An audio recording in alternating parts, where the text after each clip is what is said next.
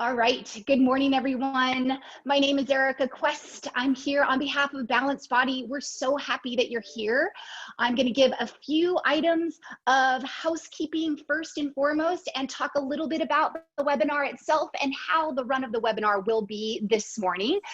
Don't worry, we will give you lots of resources, lots of follow-up. You will also have a full link to this recording sent to you along with the chat transcripts, Q&A, and all of those types of things.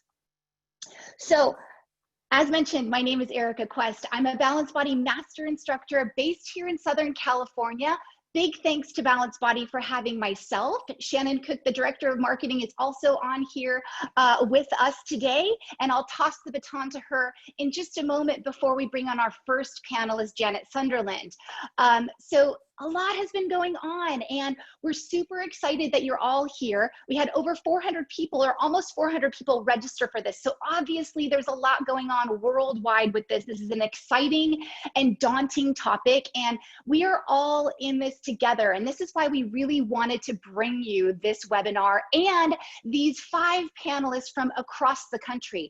Now, we're kind of tackling some of the ground zero areas. We're bookending them with Janet Sunderland in Seattle, the original ground zero, and then Matt McCulloch is going to come on from Kinected in New York City. So we're bookending with the ground zeros, and we're going to come across the country in the middle with Tracey Sylvester in San Francisco and Nico Gonzalez down in Cincinnati, and then Misty and Cauthen in Pittsburgh. So you guys are going to get a lot of information.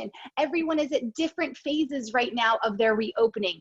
Couple of things to think about on this. We have disabled the Q&A function on this webinar. The chat is available. However, we are scheduled to go for about an hour for this webinar, and there probably will not be a lot of time for live Q&A. That being said, when I dip off camera and I mute myself, and Shannon and I will be in that chat box to help monitor some of the Q&A, guaranteed we will be taking notes. We will download the chat transcript. We will get some answers to those questions that we can, and that will come with the recorded link so that you can download all of that. I'm going to also ask all of the panelists to share their information with you, not only when they're speaking, but also through that chat box. So if you'd like to follow up directly with them, if you're in their area, or you just have questions, or you want to work with them in the future in their virtual spaces, that is a fantastic thing. So keep an eye on that chat.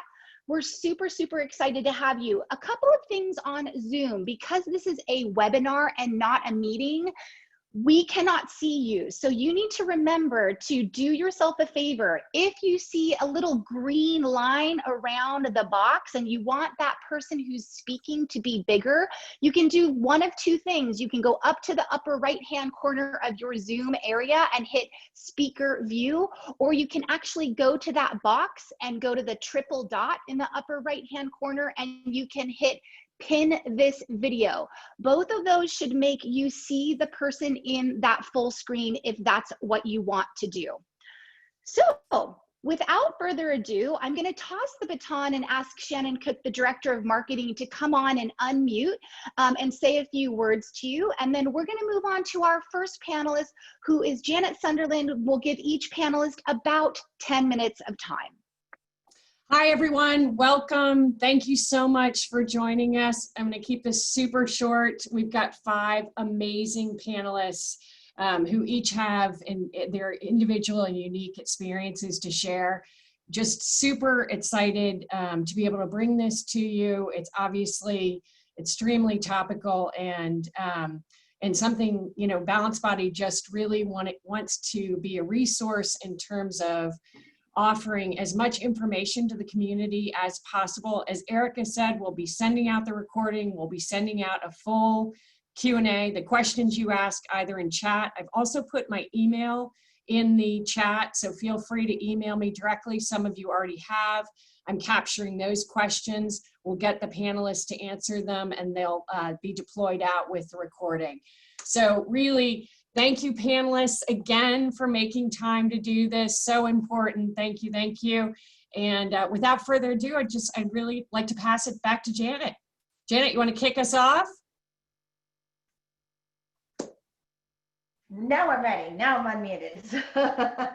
All right, welcome everybody. And I'm really honored to get to be here amongst some of the amazing peers that we have here. So I own a studio in Redmond, Washington, which is an affluent suburb just outside of Seattle. So we were, again, ground zero. At the time, we thought we had the first coronavirus case in the US. I believe Bay Area. Aren't you lucky? It was really you. But so that was way back in January 20th. We had our first coronavirus diagnosis. And of course, you can imagine that was about a half-hour drive north of where I live. And again, you kind of notice it, but you're busy living your life. What I've decided to do is I'm taking a little bit of a timeline on where we went, because I think it gives some perspective on how the reopen went. And then hopefully it'll be helpful to you. I was trying to think what I could say that could be helpful to the group as much as possible, because I know I'm certainly sitting in the middle of it, that we've recently reopened, and I'm in the middle of the struggle of trying to still figure everything out. So that's what I figured I can do, is maybe give a bit of a warts and all. This is what I'm dealing with, and this is how I'm working. We live in a world where, I don't know, I watch online and I'm just imagining every studio is out there with like thousands of customers online, and things are reopening and people are knocking on their doors. And I've definitely had some successes, but there's also been struggle. And I just think being out there and being honest and telling people a little about this is probably what I can do to be a service of the community. So yeah, so we were ground zero, first ever coronavirus case January 20th. And then we had the first death in the US on February 29th. So that was the Life Care long-term care facility, which looked it up right away, 7 miles door to door from my studio to that first outbreak, where they had, again, a lot of people who died from that long-term health care facility. So now we've hit the end of February, and then March 4th. So again, I'm in Redmond, Washington, home of Microsoft. So you might have heard of that one. So March 4th, Microsoft tells all their employees they're allowed to work from home. And then on March 5th, they say they should work from home. So again, some of you are there a little longer. Again, you may not have been in this. And everyone is essentially freaked out. We're watching this. Half of the Kirkland Fire Department is on quarantine. All of this is going down. So between March 1st and March 15th, my studio had a 63% drops in sales year to year, just in that first 2 weeks before anybody had had that. And we had a dramatic drop in attendance because, again, everybody is super freaked out. I'm trying to figure out, what do I clean my equipment with? What can I do to be safe? That was, again, a joy. It's helped me out now for reopening, because I have a couple gallons of EPA sanitizer that managed to show up exactly 3 days before we were shut down. So the weekend of March 14th, 15th, I'm a Balanced Body Master instructor in the Seattle area. I was teaching a Reformer 1 module. Again, that's the topic of the day, what's going on, coronavirus. I get home on the 15th and my phone is on fire. I sub at a gym for teaching some Group X classes, and they're like, did you see we're all shut down? So again, I was exhausted, didn't even know that's happening, and now I find out my studio is being shut down. And for basically everything in Washington, the 17th, and King County, where I'm located, on the 16th. That immediately shut down, no notice. So at this point, I'm like texting the instructor. My class went to 8:30. It's now 9:30, 10, telling people not to go in, contacting clients, explaining to everybody that we are closed. And again, it was a little bit feeling out of nowhere for me. So this was followed up on March 24th, so a week and a half later, where we had our official stay home, stay healthy order, with the expectation it was going to last 2 weeks. So I'm sure, like a lot of you, or maybe I didn't, I did set up virtual stuff, but I didn't do it immediately. I took the first 2 weeks applying for every last program that I could find, because I figured what was going to be the best thing to keep my business going. Was it going to be a couple people, I almost felt like giving me pity virtual classes, or would it be getting the help that was available? So those of you still out waiting, I can tell you stuff that I applied to in that March 15th to March 31st order are finally getting processed. So again, an emergency loan, I just got notice last week. So those of you who are later in the queue, it does happen. It just, again, it's quite the queue going on there. So that went down. We're now closed. So about 2 weeks later, I launched my virtual stuff where I did, again, I don't have a lot. I've been doing about 3 classes a week. And then again, as many privates as people had. So that's what I said when I'm watching around online and going, oh my God, everybody's having this. I found during this period, we were getting about 12 clients who were wanting privates weekly, which, as I said, that would have probably been in my studio on Monday. And now that's, again, what we're dealing with virtually. We, again, had the stay home, stay healthy, and we kept getting delayed and delayed. Numbers aren't good, numbers aren't good, numbers aren't good. And then finally on May 4th, the Safe Start Plan is announced for my state, while simultaneously telling us that it's likely that the stay home is going to be extended to the end of the month. So we were very much being managed by the government. They gave us like good news, bad news. Here's all the stuff to reopen. Oh, by the way, it's not happening anytime soon. But it gave us our first information, although not a lot. So at that point, it became apparent, Washington State, we're very similar to California. We are doing the 4 phases, where phase 4 is everything is pretty much back to normal, and phase 1 is you're essentially shut down. I think you're still allowed to go outdoors and walk. They allowed some stuff in parks. So that's announced that hopefully if the numbers are good at the beginning of June, we'll be able to move into this 4-step phased approach. And then on that thing, the only information I see is recreation facilities are allowed to open at 50% of capacity as part of phase 3. So I'm like, what am I? Am I a recreation facility? You know, how exactly am I done? So of course I go look it up online with my state. And I checked again, being nosy, every other Pilates studio I could think of. And apparently our state classifies us all as fitness and recreational sports centers. So that was the official classification for everybody in the Pilates business. So from reading this, and again, there's not like there's anybody you can call. I'm sure all of you have dealt with that. What does this mean? You know, you can attempt to sit on hold for several hours to find out that nobody has your answer. And so I'm going, I guess I'm phase 3. So as they announce this, they're saying each phase is going to last a minimum of 3 weeks. So we're hoping June 1st, I'm phase 3. So at this point, I'm thinking I should get to open maybe in 2 weeks from now. And this is my belief in, again, May. A little bit later, on May 19th, actually, the state issues the following statement. Surprise, phase 2 is allowing some fitness.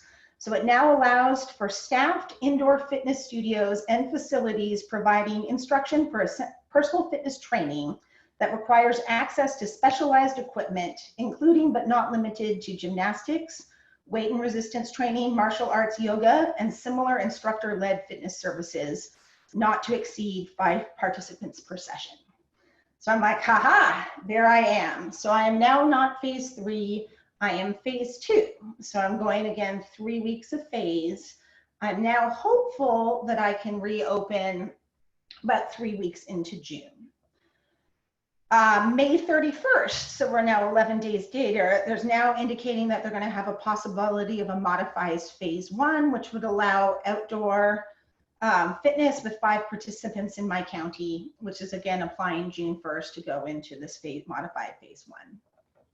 So again, this is the first lesson I learned is don't chase dead ends. So I'm like, ooh, can I do outdoor fitness, right? I can do that. I have motors and I'm 1 block away from a park. So can I grab motors, hand them to people outside, go to the park? So again, state announces this. I'm trying to figure out what I need to do in the city. The parks are still closed. They're planned to be closed till July. So we're technically allowed to do that, but it's not allowed anywhere. It's not actually allowed. There is no park open anywhere in the county. So again, it was like, oh, that's really interesting. Do I want to spend my energy on this, or is there something better I can do with my time?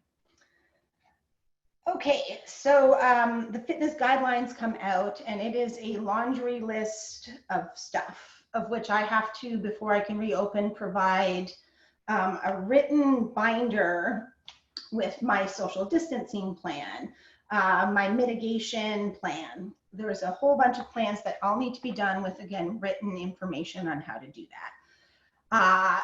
At this point, again, I want to thank you, Kim Stern, fellow master trainer. She came out, and over 2 weeks, we're trying to come up with a plan that looks like it would normally take months to do. So she did 60 hours over the 2 weeks. I did about similar while simultaneously trying to keep my business going, doing my online Zoom and everything else that needs to be done. We get the plan. Oh, and then we were launching our first Balanced Body online course that both of us were co-teaching. So we're figuring out how to do that via Zoom, handing off between 2 people, all of that. At the same time, I now have a couple weeks notice that I could reopen. So it was a joyous time. I say those 4 weeks.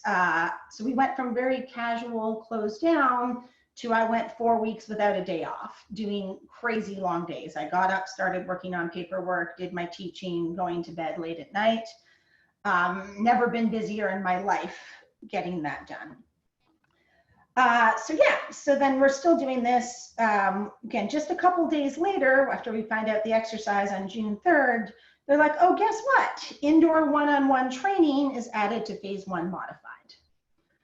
So this is great news. I do most of my business in one-on-one training. So my studio, as I said, I'm in an affluent suburb just outside of Seattle. We have 1,400 square feet. Prior to the pandemic, it was myself and 4 other instructors. So myself, one full-time instructor, and we had 3 part-time instructors. Studio space is 1,400 square feet. We run, again, I'd say 80% of my business is in privates. Like a handful of semi-private duets, and then we do small groups with a maximum of 4 people in the group. So at this point, as the plan is going, everything that I offer can be done in phase 1 and phase 2. Again, with all the social distancing and a small gazillion tons of modifications. So yes, so basically June 5th, so basically between May 19th and June 5th was when I had the information of what I needed to do to reopen. So again, it became fast and furious, not a lot of time for thinking, and then creating the plan. What I learned here as well is sometimes just because you can do something doesn't mean that you should. So when it became apparent to us, again, Friday, June 5th, we're like, can we reopen Monday? I have half my plan done now. So we put it off our reopen until Monday, took our first client, or sorry, till Wednesday. And actually we took our first client in on Thursday. So even more fun, the following Monday, they announced that they're putting us to applying for phase 2. And I'm like, I have done 3 days of reopening with one-on-ones, and now I'm allowed to do group.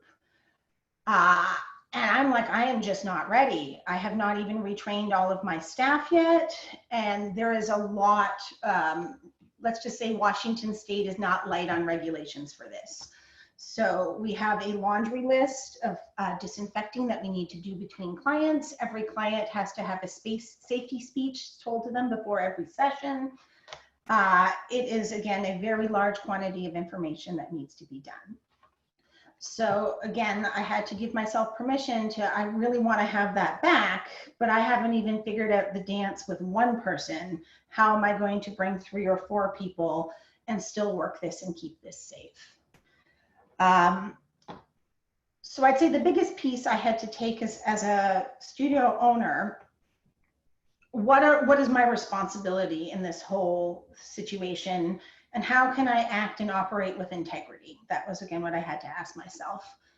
And then I realized I have 2 responsibilities. That number 1, it's keeping the client safe. That I don't want to be the person who got my client deathly ill with this. And then number 2, I'm an employer. I have a responsibility to also keep my staff safe.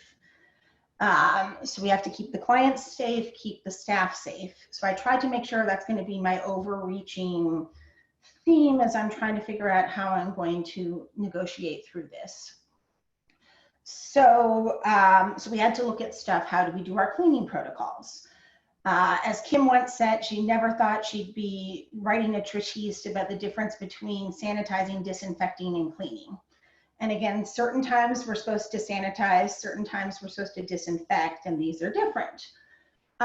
So things I would say, finding your cleaning chemicals, actually read what it says. So for us, the stuff I bought way back when I'm going, what's going on here? Lo and behold, it has a 10-minute dwell time.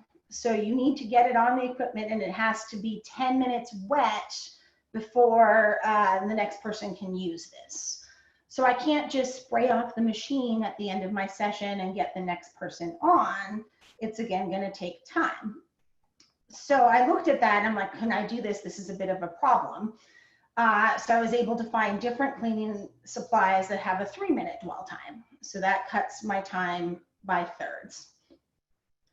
Again, I'm sure everyone else is having this, is also how do I keep my supply up? Both of those cleaning chemicals have PPE requirements for my staff, and we have requirements by the Department of Labor to ensure all of our staff have appropriate PPE. So for this, it means everyone has to have disposable gloves, and we're no longer allowed to use a reusable glove. So that means every client we have coming in means the staff member has to put on gloves as they're cleaning, throw that out, wash their hands, start again. I don't know if anyone's tried to buy gloves. This is, again, a little bit of a joy, right? I'm preparing to reopen. The best I can find is like Amazon 50 gloves for $37. So that, and you need 2 of them, 1 for each hand. So I'm looking at $1 something for each session just on the required gloves. And then how do I keep this in? So thank goodness things have calmed down. Things are a little bit cheaper now than they were before. I'm sure I joined the vinyl stampede trying to get all my vinyl loops for my studio, and just challenging. So I'd say be kind to yourself. Remember, kind of right now, everything is hard, is how we would describe it, that there's no thing that you can do where it's just super, super easy. And then be kind to yourself and just think, what can I do to keep things safe? And I know I don't want to hear about a Pilates studio that is the cause of an outbreak, because even if it's not mine and I'm doing everything that I can, it's going to affect our entire industry. So absolutely, just keep safe, and thank you for listening. So yeah, thank you, Janet, so much for your detailed approach to your shutting down and your reopening. And the thing of it is this is why we're doing this, because every single person you are going to hear from on this panel, you're going to get a different story, you're going to get a different tale because of the different region that they are in, which is why we really wanted to bring this together as a collective group to listen to. So as a reminder, you can type anything you'd like to into the chat, stay in touch with these folks. Janet, really appreciate your words. I am gonna now toss the baton over to Tracey Sylvester. Come on, unmute yourself, Trace, and EHS Pilates is up next. Hi, everyone. My name's Tracey Sylvester, and I'm the owner of EHS Pilates. Thank you, Shannon and Erica, for putting this on, and Balanced Body for hosting the platform. I think it's really valuable information. And yeah, so I'm going to kind of kick it off in the same way that Janet did, as a little bit of a timeline. We were, early adopters to all of the sanitizing and the cleaning and doing everything that we could to try to keep our business open before anything was formally shut down. So once we got the shutdown notice, we just pivoted fast. Like my building burnt down, or the building that I'm in burnt down about not like 7 or 8 years ago. So we kind of just pulled out all of that instinct of just pivoting as fast as we could to keep our business afloat.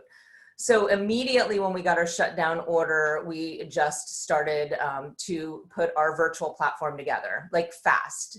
So we have about 23 instructors that work for us. Not everybody ported over to the platform, but most of them did. And in the first phase, it was getting all the Pilates instructors used to doing business virtually, which everybody I'm sure knows how much of a challenge that is. And it's not in their nature to be connected to a computer.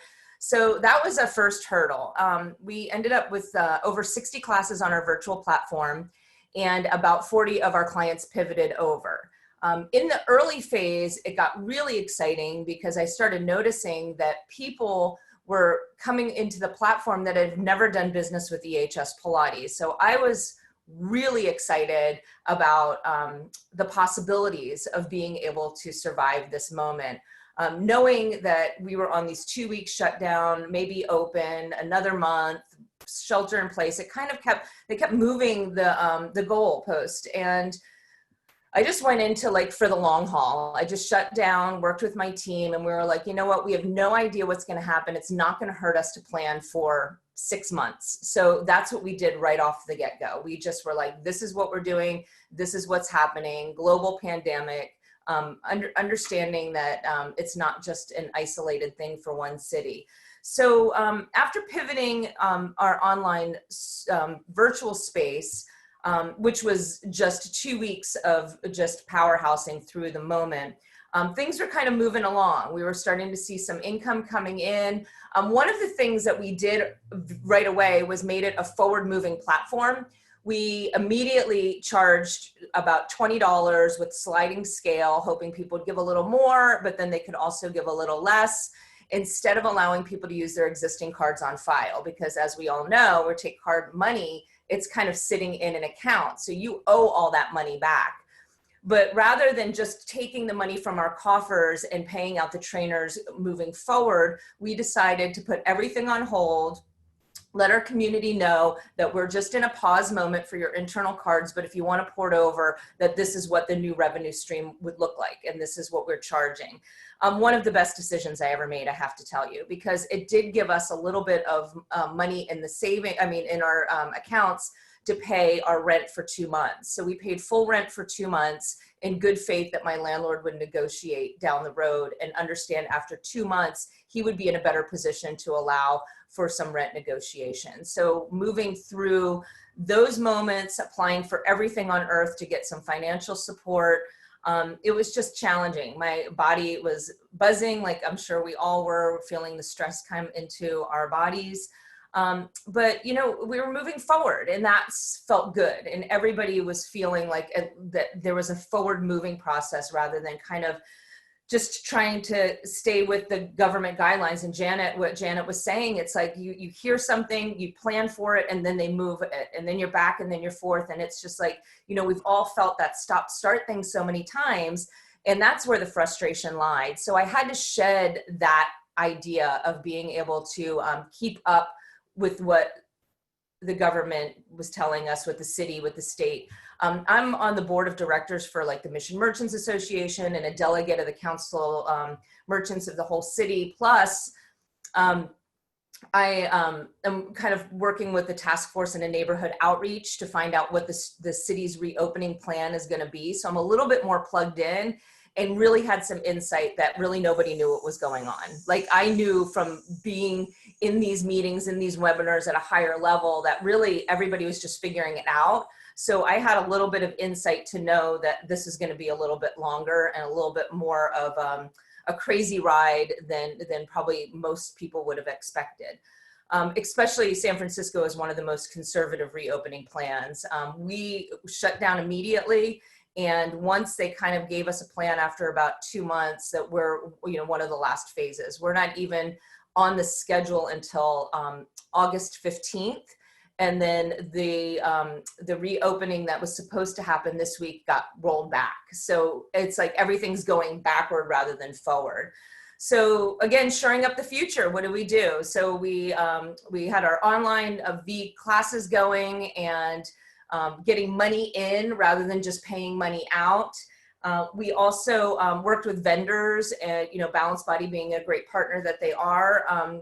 You know, we started kind of shoring up our online store. So we started taking orders in and we were shipping out, which we'd never done before, hoping to get product in the people's hands that were on our virtual platform, thinking if they had product that they saw in their corner and they invested in it, that would keep them invested to coming back to the virtual platform.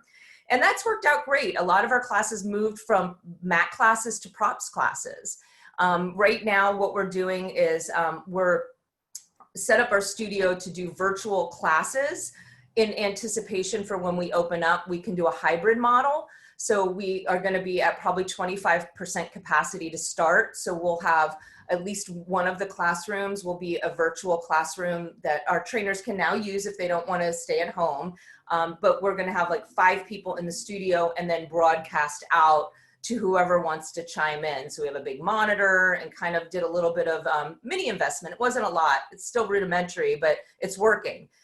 Thinking that motors are going to be a big part of our future. So hoping to get motors in our clients' hands, replace some of the porous props and stuff in our studio with motors and start incorporating that. If we have 5 people in a motor class, maybe 5 more people will have one at home, and everybody's going to come back at a different comfort level. Some people are more risk averse. Some people are going to be sheltered in place probably until there's a vaccine. So trying to anticipate those different layers of people porting back into the studio. So that, you know, we do a lot of private classes. We brought on our privates later. You know, ours was a little different. Instead of going right for the private client base, we focused on our group instruction and then thinking that privates would come over a little later. So we set up our private platform, moved forward with that. Don't have nearly as much success with the private platform as we do with the group classes. One of the reasons is most of our private business is rehabilitation. So it's a lot of nuance. Equipment is necessary in a lot of ways. We have people with MS, a lot of people with foot and gait therapy that we do, pre and post surgical rehab for hip replacements, that type of thing. So it's taken a little bit longer for clients to feel comfortable with privates. We are having success, but not nearly as much as we need in order to keep our private business afloat. One of the things that that we've done is we did do the Pilates in the park. Our city is allowing parks to be open, although some of the aspects of the park has to be closed. The playgrounds are not able to be open. So just last week, I was able to work with the Parks and Rec to secure a permit to do Pilates in the park. And we have 10 classes going on right now in the park. However, have to be masked, only 11 people. The trainers have to wear masks. So we got the shields for the trainer, thinking that might work. It's like herding cats, because you start huffing and puffing in the sun, people want to rip their masks off. Where are my liabilities now? Like, I mean, like, we're really in this whole thing where, like, use your best judgment, maybe not. Is it a law that you have to wear a mask? But thankfully the space has 5,000 feet of social distancing space. So everybody can make that call on their own if they want to be closer to somebody that's wearing a mask or not. But we're at least requiring they all have them around their neck. And they're like about 12 feet apart, if not more. So, you know, we went from virtual to online store, being directly shipping product, to trying to get our private clients over. But I have to tell you, all of this happened aggressively and fast in the first 3 weeks.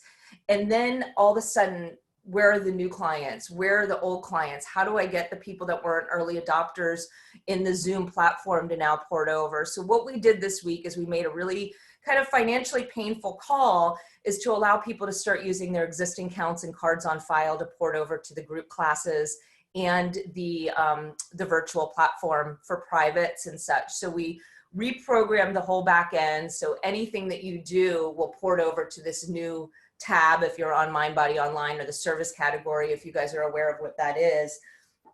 So now we're kind of biting the bullet, hoping that people have been at least on a meeting with you know, their grandparents' birthday, or they've had a graduation via Zoom, or they've had some way to integrate with this new platform that's not just porting over to Pilates. So we're hoping that this is going to allow a second wave of people to transfer over to a platform that seemed mysterious in the beginning, but now is a part of our everyday lives. So we just launched that this week, and we'll see what happens. I was lucky enough to be able to get the EIDL loan, so we have a little bit of a buffer to be able to start paying out those accounts without having the income coming in.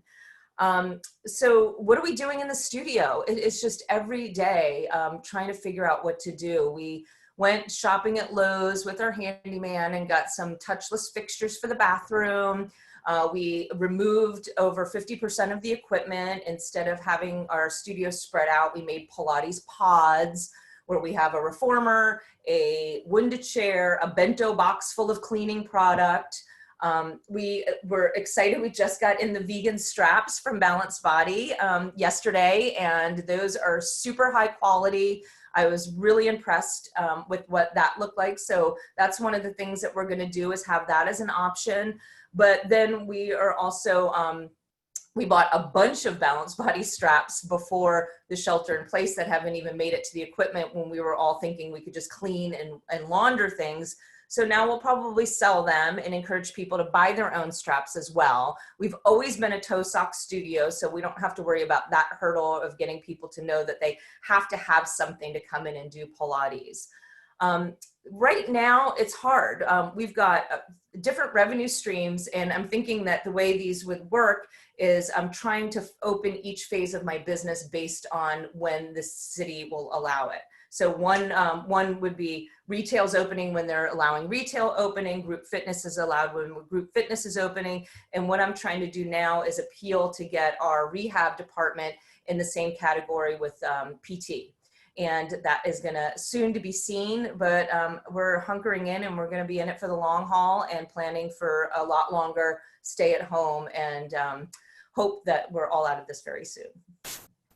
Well, thank you so much, Tracey, for taking the time today to share your story from the West Coast, San Francisco representing Seattle. Janet, again, thanks to you. We're going to move off of the West Coast of the United States, and we're going to zoom over to Nico Gonzalez, who is based in Cincinnati, again, who is has an entirely different story. So as a reminder, feel free to use that chat box if you have any questions that we can handle.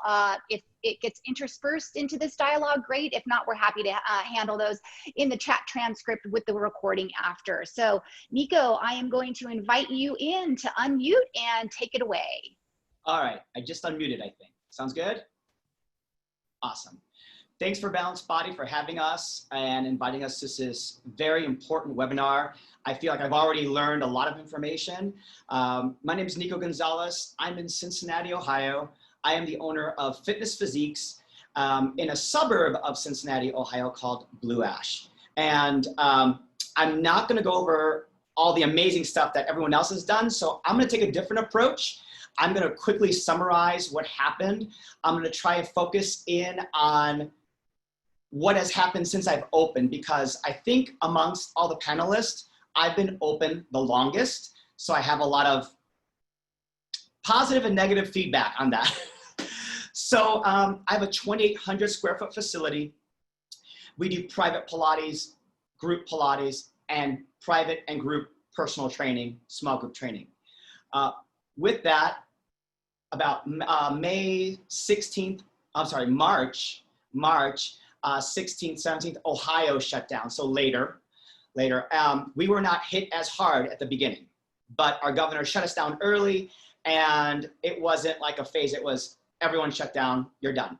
So at that point, I actually took a week of just to decide what to do, more like a week and a half. I didn't jump on board any virtual anything. I decided just to figure out, what do we want to do? Are we going to reopen anytime soon? And after I found out that we weren't going to open up anytime soon, then I decided, all right, let's try to figure this out. Number one, I didn't want to do live streaming. So if you're doing that now and you're doing it on a daily basis, I see it and I'm kind of exhausted for you, because that's a lot. That's a lot of energy. And anyone who's done video, you all know that 1 hour of video takes so much more out of you than doing it in person. Okay. So you go for it. I'm glad people are doing it, and I'm glad people are actually participating still. I see lots of people saying, oh, I love it, fantastic. I just didn't want to go that route.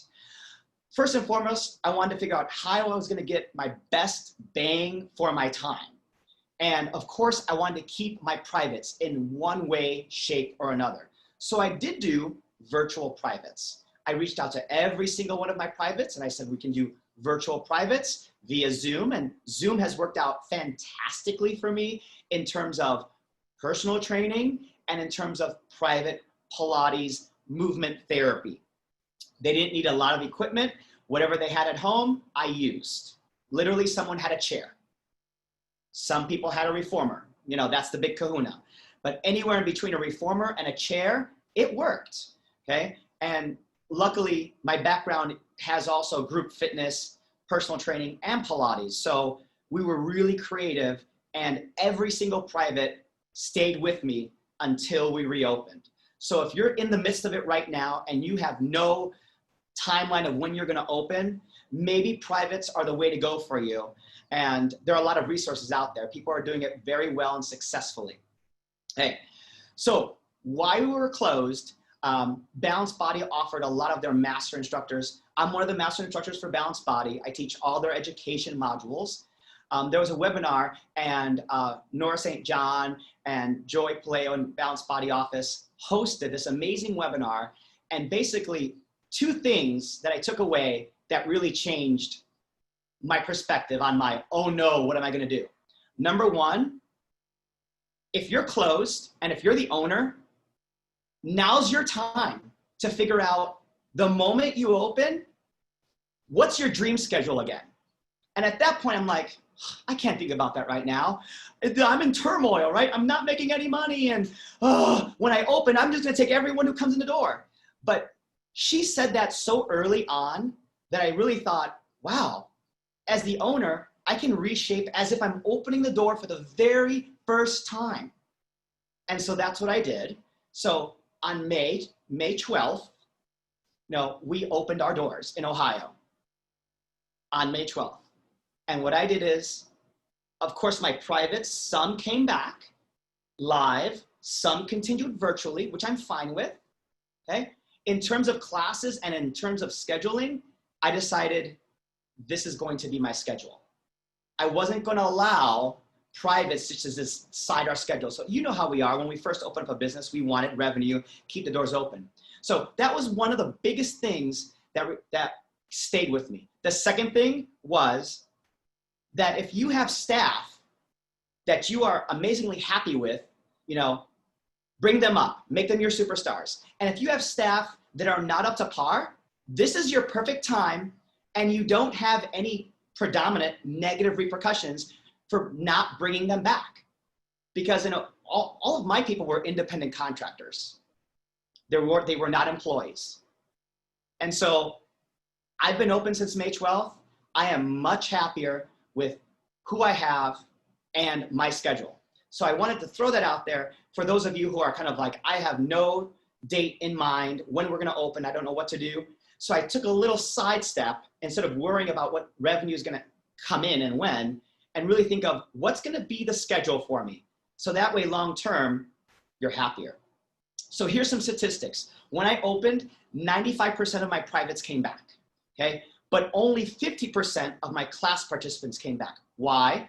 We had to social distance, right? I teach small group fitness boot camp, yes? I can have 12 people max, but now because I can't share equipment, I can only have 4, okay? 5 people in Pilates equipment had to go down to 4 simply because of spacing of equipment. So I'm down to that now. So all in all, not that bad. 95% of privates, they pay the bills. Classes are extra right now. So I also want to talk about some of the protocols I had to invest in to reopen. Because if you're not open right now, now's the time to get all your signs up on the doors, put your stickers on the floor, decide per your local government what you actually have to do. Please do not wait until the week before you have to open to get everything done, okay? I did not wait, but that last week, you're going to be completely emotionally drained by trying to reopen. So get your signs up, get your protocols up, and if you need some, I'm going to put my contact up, and many of us on this panel have resources that we can show you on terms of our guidelines and protocols. I'd also say, if you're in the midst of being closed, please communicate with your clients now. If you're like, oh, woe is me, I have to have a meltdown, have the meltdown, just stand up and start to communicate with them, because they want to know what you're doing. Number one, our clients love us. They trust us, okay? So if you're just communicating, saying, hey, I'm hanging in there, hopefully our government will do better, and we'll get a cure soon, they love that. And then when you have to send your reopening email, they won't think, oh, where has he or she been? Now they're emailing me? So I think that's really key. Stay in communication. If it's simply just checking in, right? You're not asking them for anything. And I think that's really important. Sometimes if we're, as owners and trainers, we're like, hey, I'm here, come see me, come see me. I think it's also important to simply communicate. And it could be a simple email as well. I know that's pretty hard, especially if you're not open and you're like, oh, what am I gonna do? But think long-term. We have also transitioned when we open to full-time masks. I know some are like, oh, maybe some masks, maybe not. We have been requiring masks since day one. And let me tell you, since May 12th, since we've been open, about the second or third week, clients are like, we're so glad that we feel safe here. That's the golden statement, right? If your clients feel safe, they're gonna keep coming back. So they said, I wish other establishments, meaning retail or wherever, had the same protocol, okay? And my protocol is on my Facebook page. I'll put that on the comments as well. But when your clients feel that way, they're gonna keep coming back. And listen, last month, or about the first week I opened, I was at 30-some% class participation. I'm up to 50. So I feel that's growth. So if you can, first of all, allow your clients to feel safe, that's number one. Number two, they need to trust, okay? First of all, clients trust you, they'll do whatever you want. Try not to say, oh, great, I can do whatever I want. I'm gonna say no mask and they're free to be here. Listen, my personal perspective is be on the safe side, okay? I had a group of clients who are like, we wanna come back and it's just gonna be us at this special time. Can we come back and not mask? One, in the state of Ohio, they can't do that, right? For me, I have to wear a mask. Two, as an instructor, now I'm being exposed. I'm gonna lose revenue. Number two, as an owner, reputability down the drain.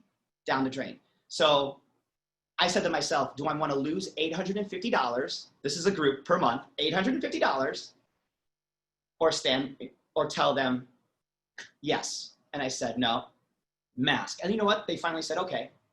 So they start tomorrow, so we'll see what that group looks like. So the first week was emotional.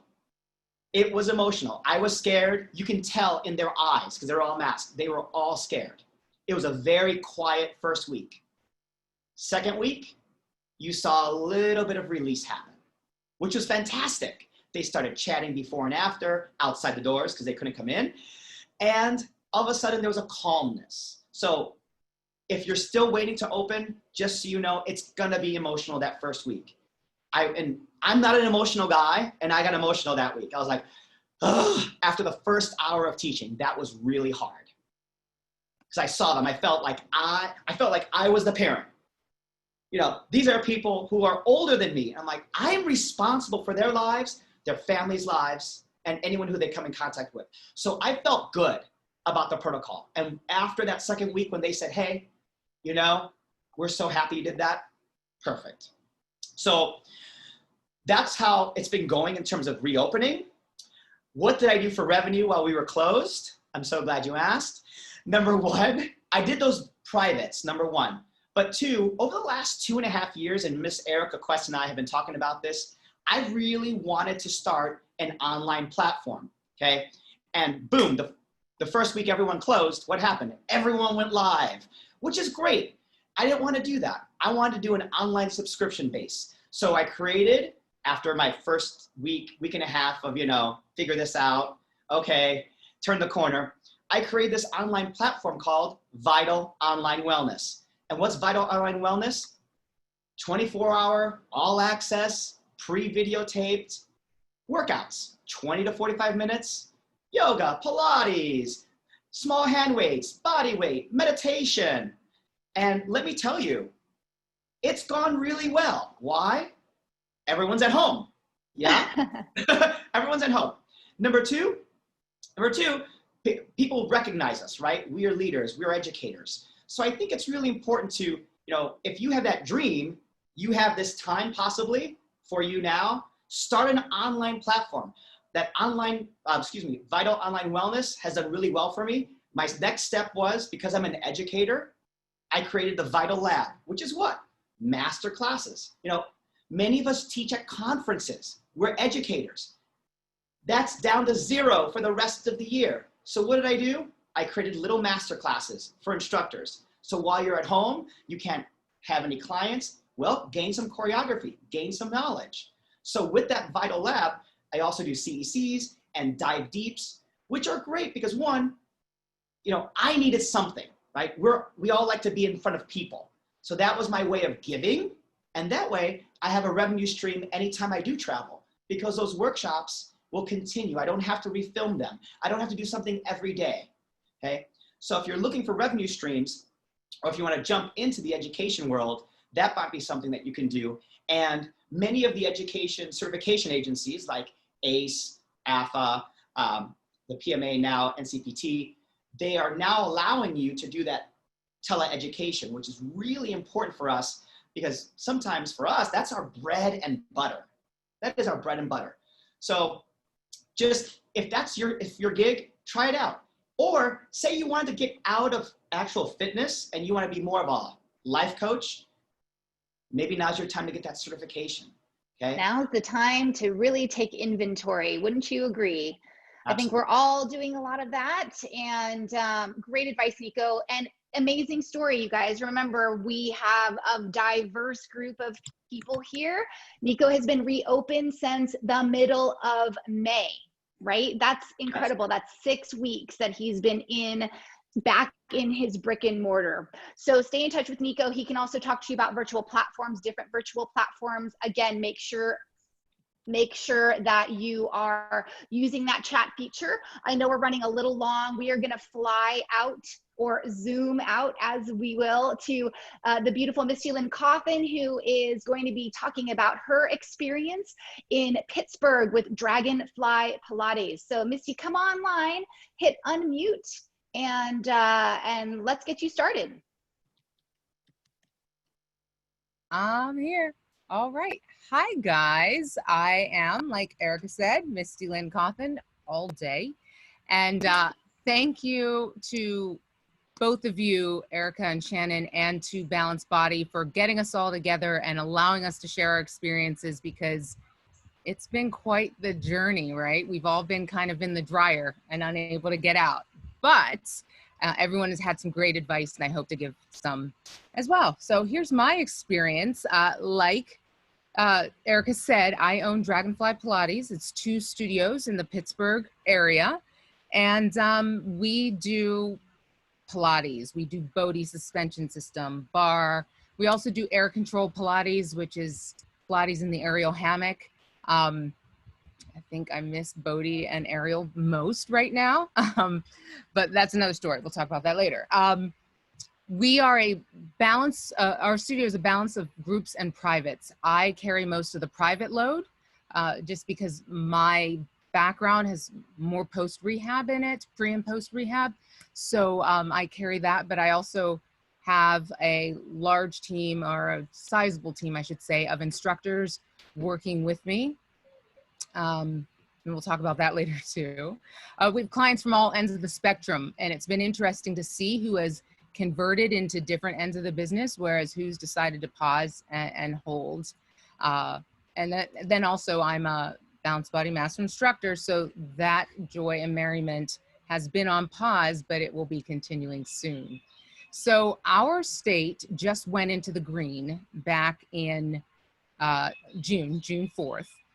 We closed like Nico, I believe, very abruptly, as in we were open on Saturday and Sunday night, we got the order to close March 15th, which was actually expected to me and a very big relief. Before that, I was full on Tasmanian devil running around. I couldn't speak full sentences. I didn't know what I was going to do next, but I could feel this order coming. So 2 weeks beforehand, I'd sent out a note to my customers and I said, listen, these are our new cleaning protocols. We're going to do this and we're doing it immediately. And everybody was sure I was insane. So when we ended up shutting down, they're like, oh, maybe she knows what she's talking about. Anyway, so we had to make a quick decision. We were closed. I think the order came down on a Sunday night at 8 p.m. Sunday night, 10 p.m., I talked to my instructors that have been with me longest. Wednesday morning, we were live virtual, online, we started off with a schedule of 15 group classes, plus some privates that I was able to cajole into trying it. And then we were able to build that up from there. Right now, we have a schedule of total between groups and privates online about 34 lessons per week. So it's not bad, and there's only 3 of us doing it. So feel good about that. We were supposed to be reopening next Monday, the 6th. In watching the numbers and in knowing how people are and how they're behaving themselves in public, I had to make a really, really tough decision. And the decision that I chose to make was to not reopen next week on the 6th. It was a tough decision only because there was a lot of excitement to reopening, but my gut was very unsettled about reopening, and watching these numbers climb and watching studios and restaurants get shut down around town and around the country. I don't want to start playing that we're open, we're closed, we're open, we're closed game, because that, like Nico said, it erodes trust. So keeping our clients safe and healthy, even though I'm gonna take a bath. I mean, I'm losing by staying shut. It was the right move. One of the other contributors to that decision is the fact that, unlike a lot of other sane states, Pennsylvania, which is usually really quick to regulate everything you do, has very little regulation in terms of what they expect of gyms and health clubs and personal services. So once again, looking at it from a liability perspective, I chose to protect myself and my customers. I'll talk a little bit more about that later, but in prepping to reopen, which didn't happen, I sent out a 5-page letter of the new protocols because I didn't want anyone to be surprised.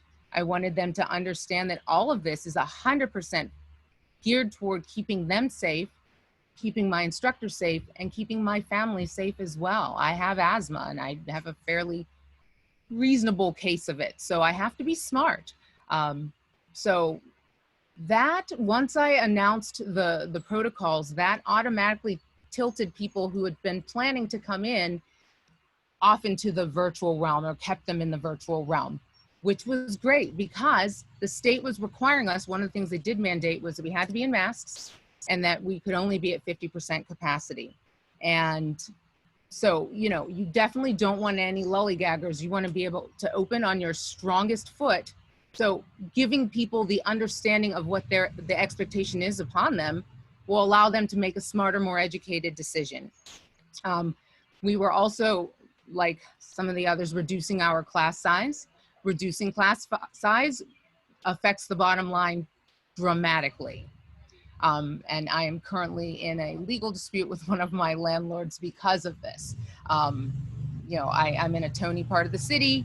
It costs a lot of money to operate a Pilates studio in a Tony part of the city. And when you're down by half, you cannot pay when you've been dealing with this for months. So check out your legal situation, find out if your lease has a force majeure contract clause, and get an attorney, because you may end up needing it. And I don't say that to scare anybody. I say that because it's just a fact.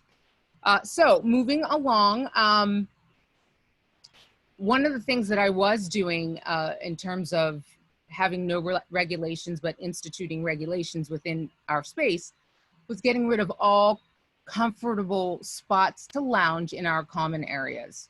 because you know everyone wants to have a conversation about how they just got murdered in class, and you need them to go because you need them to manage, or you need to be able to manage your protocols safely.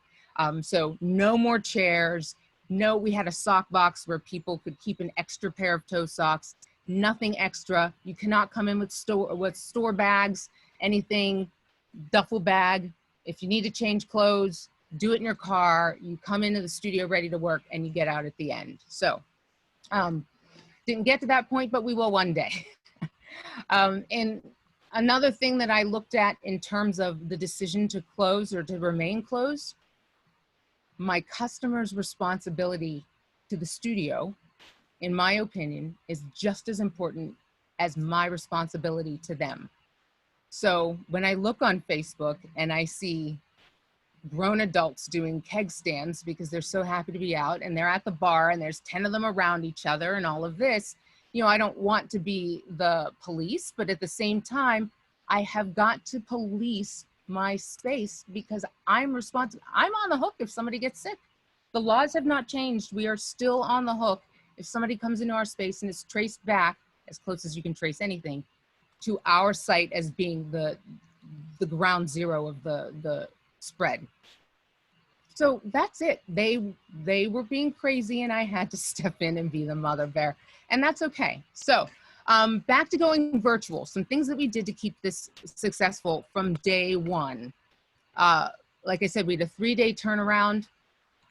I got on the phone, my assistant got on the phone immediately. We started calling each and every client. It was a phone call, not just an email. And for anybody that said, yes, I want to work virtually, we did an onboarding call. The onboarding call took about an hour. We helped them download Google Meet if they were using their phone or their iPad. We walked them through what it would be like when they received the invite. Click the invite, get into the group space. How do we share this space comfortably? Do we mute? Do we not mute? Do you have, I kid you not, someone has an actual cage of chinchillas in her space. So they squeak and they bite each other, and so she has to be on mute. You have to establish this right away, or at least just say, you know what, I'm going to be in charge here. I may mute you. I'm not trying to be rude. I'm just trying to be fair to everybody else. Establishing these ground rules at the beginning, once again, the trust level continues to go up.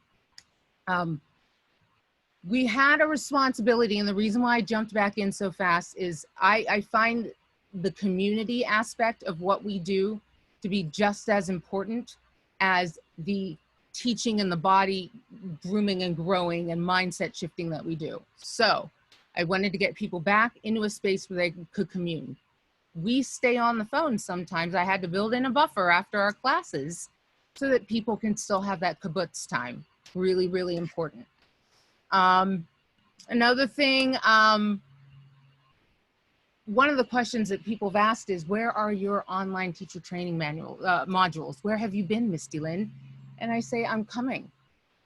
But with all of these other things happening and brewing, I just wasn't ready to take on another thing. And I've been building other things as well in the background. So working on my business coaching business, which is called Beyond the Bullshit. Just because, you know, I want everybody to get real with their business and get real with themselves. And whether we're Pilates studio owners, which we've had to really get real with ourselves in going through this whole process, or whether you're doing something else and you're just not sure if your work-life balance is adequate. My work-life balance was not adequate. There was no balance. It was all work and no life. This has brought me to a place where I can breathe. And I can be in my backyard, a place where I haven't seen for probably 12 years. So, you know, helping people find their balance and find their joy in what they do is what I love to do. And whether it's learning Pilates or learning to be honest with yourself, it's all good stuff and all stuff that I appreciate doing. So anyway, that's something that I'm doing on the side. One other thing I want to bring up, the ability to reach people outside of your market, people who are not in your typical demos, is huge here. So I invite you to keep the idea of an online platform, a virtual platform, even if it's not comfortable to you yet, even if you haven't adventured into this realm, keep it in the back of your mind, or start trying to flesh it out. See what it would look like in your schedule, in your life, because we currently have people all over the world taking class with us. And even though we've had to reduce our class sizes to be online, we've created a need that people want to satisfy, and they want to satisfy it with us. So Absolutely. it's challenging, but it can be done. If you have any questions, I'm going to put my info into the chat. Feel free to reach out, and good luck. Thank you, Misty. So awesome. And I, again, am yet again another story, another tale of things changing swiftly and fast. I think last week, Misty, when we chatted, you were actually maybe potentially going into reopening this week. So you did have to make a big decision since we've last spoke, which is, gosh, things are pivoting really, really quickly. So definitely stay in touch with Misty. And our next topic actually on one of the next Wednesdays is going to be all about the virtual customer platform. So if you want to dive deeper in that, we can continue that conversation. Last, certainly not least, our closer. Thank you for waiting for Matt McCulloch out of New York City. Another tale to tell with Connect. So hopefully you are unmuted, Matt. Please take it away and wrap us up. All right. Hi, I'm Matt McCulloch, and I own Connected in New York City. I wanted to thank Erica and Shannon and Balanced Body for putting this together. And I like the reference. I'm a Yankee fan, so calling me the closer, I like that reference because of Mariano Rivera. So anyway, all of these panelists have had some amazing points. And so one of the things that I just want to mention, so New York City, obviously, there was a shift from where it started into Seattle and then became the epicenter in New York City, for all the obvious reasons in terms of density of population. And so we are now in phase 2. We started phase 2 last week on Monday. And so we're in the second week of phase 2. And it's, for us personally, or in terms of our business, we have connected functional manual therapy, which is deemed an essential service in New York City and New York State. So we shut down around the second week of March, and we took about a week off. And then we started to introduce 1 to 2 physical therapists in the space at a time. Now we're up to about 4 physical therapists in the space. We have a larger space. It's about 3,000 square feet. So we do have some spacing capability there as well. The other thing that happened immediately, it was interesting. We've been having the discussion about an online portal like many people had before this even happened. And we have been doing some social media, monthly modifications directed towards injuries and programming. And so within a week, we basically had our virtual schedule up. We had about 25 classes. We also had privates. And the thing that I thought right away was I just felt like people want to move and they just try anything, right? They're at home, and I'm always up for trying anything. I don't care if I fall flat on my face. We did this ridiculous class called Found Objects, and it was basically anything I could find in the house. So at any given moment, I'd have like a rolling pin, I would have like a gallon of vinegar, and it became this sort of like, it was a challenge to myself. And the interesting thing personally that I found out is for those of you that have been teaching more than doing Pilates, because we all know if you want to get out of shape, you open up a Pilates business because you start teaching more than doing it, is you're doing more demonstrating and Pilates works. It's like all of a sudden I'm in some of the best shape that I've ever been. So one of the things was we hopped on the virtual schedule. And then to me, an important part of this is community within the fitness industry and supporting each other, community within our actual studios, and then outside our community. And one thing that resonated with me that energized me is how grateful people were that we did this and that it was made available at all hours of the day. And they were short, some were longer, and they had variety. And so, you know, being shelter at home in a place where you can walk out in your backyard is challenging. Being sheltered at home in New York City in an apartment with your family is also very challenging in many ways. So that was my fuel to really continue to burn the midnight oil, so to speak. Immediately in March, when we saw this going down the pipe, like Misty, it's no secret that real estate is very expensive in New York City. We're in the Chelsea area, so it's very high. I called up our landlord and I said, we need to have a conversation about this now. And I don't want to have a conversation about prorating because I don't know where the back end of this is. And for sure, the funds are going to be limited. And that's when we were all scrambling for the PPP loans and it was unclear what was going to be available. So we were able in the beginning to, and I had a very open conversation with him in saying, I venture to say that some of your tenants are actually not going to come back because they won't be able to be in that space. And he agreed with me. And in that moment, I think it motivated him to be a little bit more flexible with us. The other thing that I was having a conversation with Chanin about is I think you should also look to the future and revisit your lease, because the reality is, unfortunately, markets are going down, but that may be a bit of a blessing to us. And you may be able to renegotiate your lease based on the existing change in real estate values, especially commercial real estate. So that was something that I am definitely on, is a topic for us. And then the other community was our student education community. We have the Kane School certification program, and an integral part of that is self-practice, supervised teaching. Well, we reinvented all of this virtually online. We created breakout groups, we have student lectures, and then the other thing that we had to reinvent was the family workshop. It's the workshop it's a dissection workshop. It's like a mini med school if you haven't heard about it at Mount Sinai School of Medicine. Well, Mount Sinai, the area, if you've ever attended family workshop, we take a picture of all the attendees in the beautiful Guggenheim breezeway. They turn that into patient beds.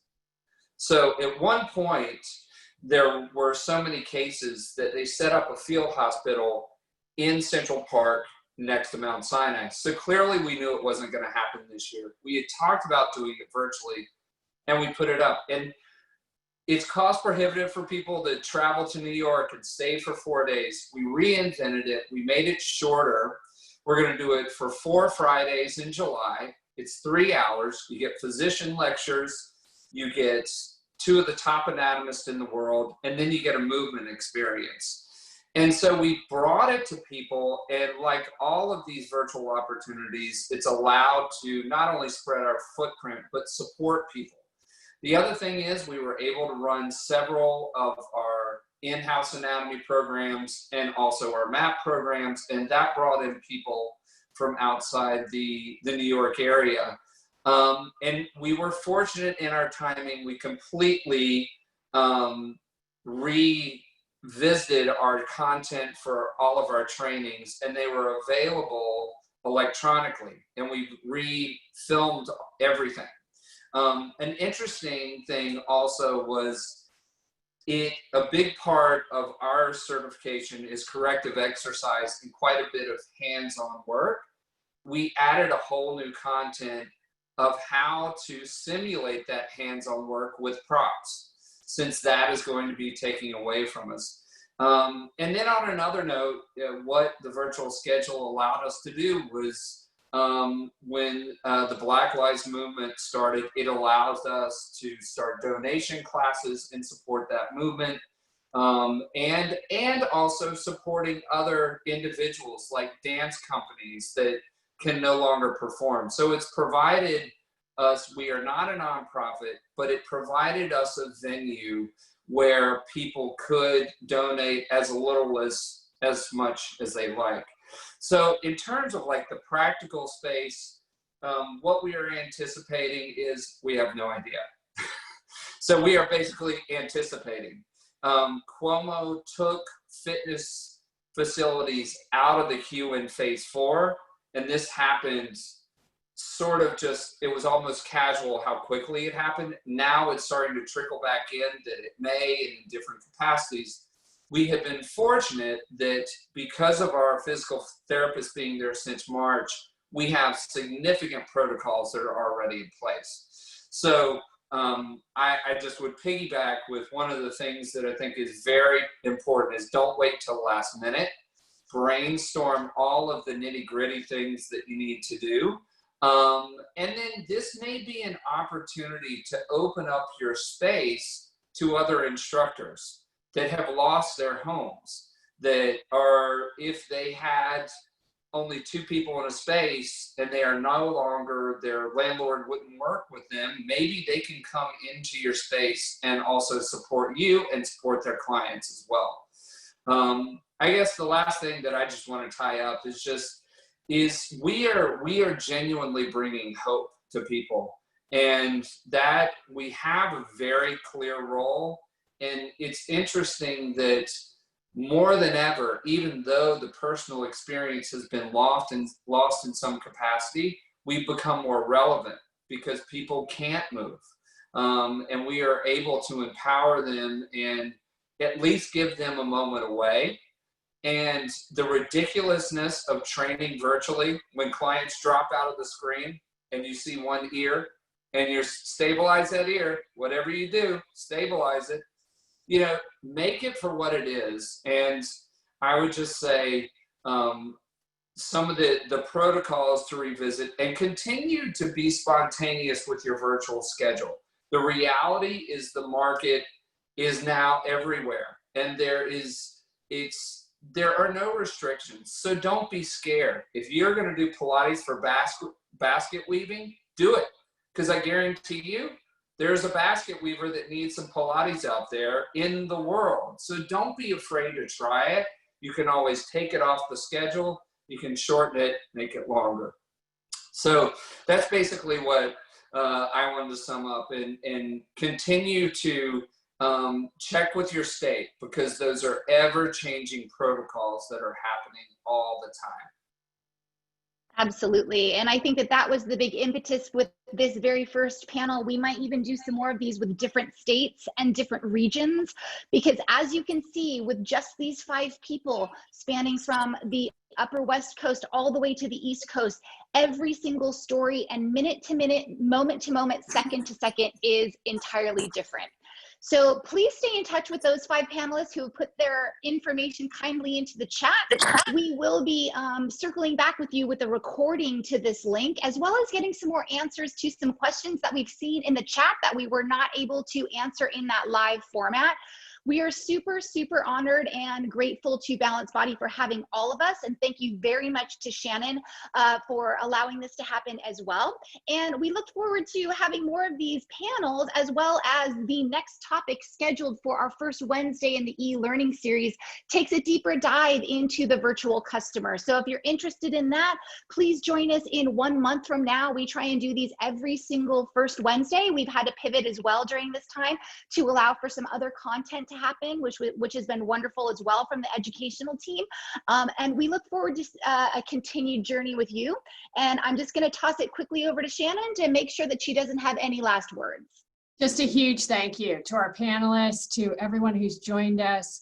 Can't thank our panelists enough for sharing your experiences and your willingness and openness to allowing post-panel support for the community. So thank you, and we'll get the recording out as soon as possible later today, with the Q&A followed tomorrow. So thank you, everyone. Have a great day. Safe. Bye. Be safe, be healthy. Be safe. Stay together. Yeah.